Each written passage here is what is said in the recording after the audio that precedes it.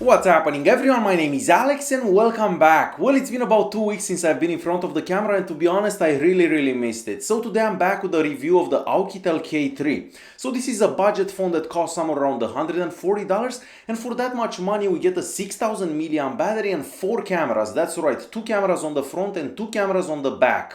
The phone itself looks a bit different from what we've seen in the past few months. We have a nicely curved metallic frame that goes all around the phone. On the back we have plastic and we also have plastic at the top and at the bottom. Now, for a phone that has a 5.5-inch screen, this phone is quite big, and I mean it's just as big as my Samsung Galaxy S8 Plus that has a 6.2 inches display. So definitely not easy to use this phone holding it in one hand. For specifications, we have the MediaTek 6750T. This is an octa-core CPU clocked at 1.5 GHz. We also have 4 gigs of RAM and 64 gigs of internal storage. Out of that 64 gigs of internal storage, you have about 51 gigs available, but luckily you can install an SD card as internal storage as well. That MediaTek 6750T CPU, it's definitely not the fastest CPU out there, and of course the Antutu benchmark and the Geekbench 4 will only confirm that. But the only difference that you're gonna feel in between this phone and a much more expensive phone, it's how fast apps open. So it will take you a couple more seconds to actually open an app, but once the app is open, you shouldn't have any issues. So gaming, browsing or anything like that does work very well on this device. That has to do with the great software optimization, of course with a very light UI. So this phone is running Android 7, but that's very close to stock Android. So I'm very happy to see that they haven't actually included any skins on top of that Android 7.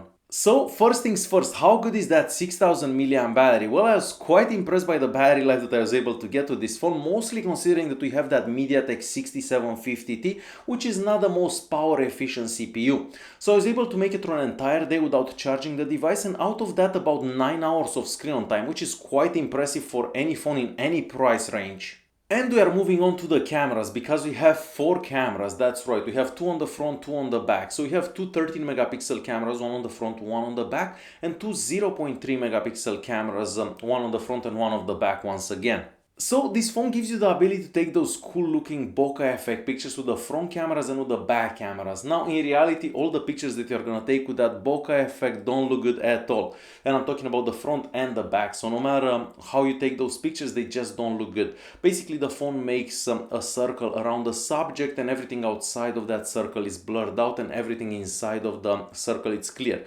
So definitely don't take any bokeh effect pictures with this phone because they just don't look good. Now, if you take regular looking pictures with the front camera and the back camera, those will turn out okay, mostly if you have plenty of light. I mean, the colors aren't as vibrant as we've seen for more expensive devices, however, the pictures have a lot of detail in them.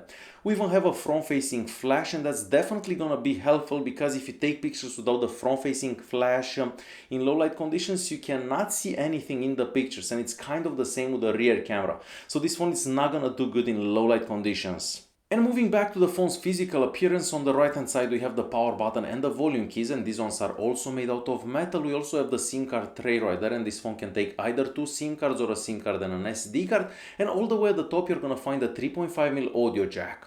The sound coming out of that 3.5mm audio jack is decent, but not the best that I've heard, so it doesn't get that loud and that could be disappointing for some. Moving all the way to the bottom of the device, there we have what looks to be like 2 speakers, however we only have 1 speaker and a microphone and the micro USB charging port. Now, charging the phone is done in just under 3 hours, which is not bad considering how big the battery inside this phone is, but the downside to this is the fact that you have to use the cable that comes with the device because the cable is slightly longer than any other regular micro USB cable. So make sure that you don't lose your cable because a regular micro USB cable it's not gonna work with this device, and for that reason I couldn't try and see if the OTG actually works on this device.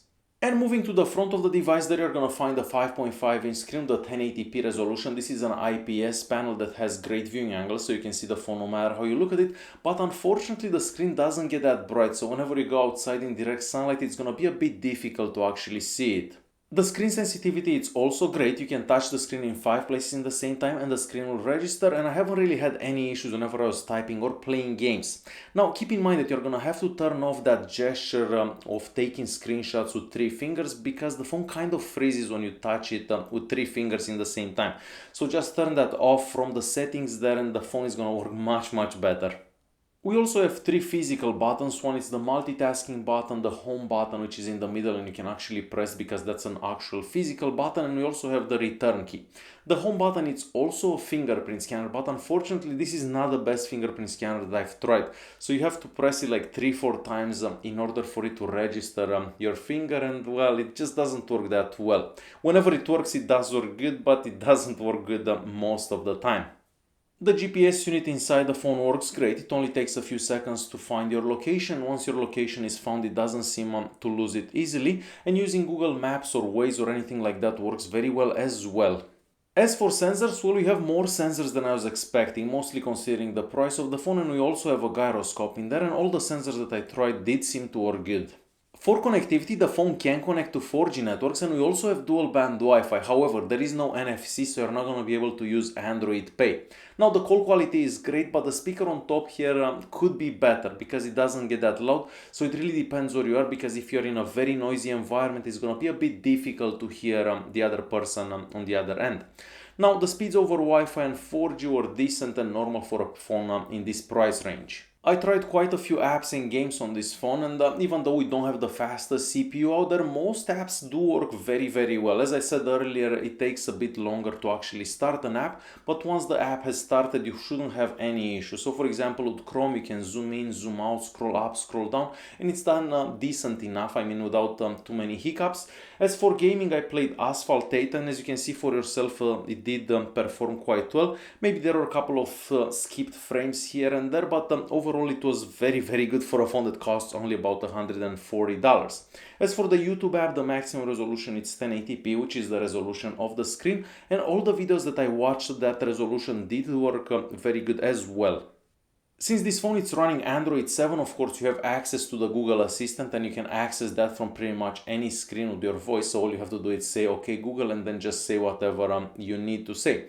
Scrolling in between screens, opening apps, and even multitasking does work very well considering the CPU that we have and the fact that this is a rather cheap phone. So no complaints about the UI for this device. And it's time to conclude this video. So the only two things I didn't exactly like about this phone is the size, because this is a rather large phone for a phone that has a 5.5-inch screen, and also the fact that the cameras on the front and on the back aren't that great. I mean, I wish they would have had a better single camera on the front and a better single camera on the back, instead of having two cameras, which are really pointless at this time. So the 4 cameras set up on the phone, it's useless. But other than that, everything on this phone performed quite well, and I was quite impressed by the battery life on this device. So overall, for about $140, if you want a phone that's gonna last the entire day, or maybe more depending how you use the phone, I think this is a good phone to get. Alright guys, hopefully you enjoyed this video. If you did like it, press that like button, don't forget to subscribe, and I'll see you in the next one. Thanks for watching.